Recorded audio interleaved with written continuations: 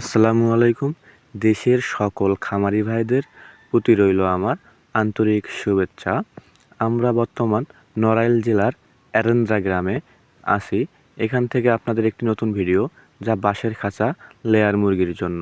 আমাদের এই বাঁশগুলি দিয়ে লেয়ার মুরগির খাঁচা তৈরি করা হবে। এখন আমরা একটা বাগানের ভিতরে আছি। এটা আমাদের এক সুদক্ষ কারিগর ভাই এবং আমাদের ফার্মের কিছু ছবি আপনাদের সামনে নিয়ে আসলাম। আমাদের মহাজন ভাই, যিনি আমাদেরকে সেই রংপুর থেকে নিয়ে আসছে 500 মুরগির জন্য। এই ফার্মটা আগে মাছার ভিতরে করেছিল। এগুলো হচ্ছে আমাদের মাপ, যেগুলো আমাদের কারিগর ভাই সুদক্ষভাবে করছে। এগুলো দিয়েই বাঁশের খাঁচা বানানো হয়। আমরা বাংলাদেশের প্রতিটি জেলায় গিয়ে লেয়ার মুরগির জন্য বাঁশের খাঁচা তৈরি করে দিয়ে থাকি। আমাদের এই ভাই আগে মাছাই শেড পালন করতো, এখন সে খাঁচা বানিয়ে নেবে আমাদের কাছ থেকে অল্প সময়ে।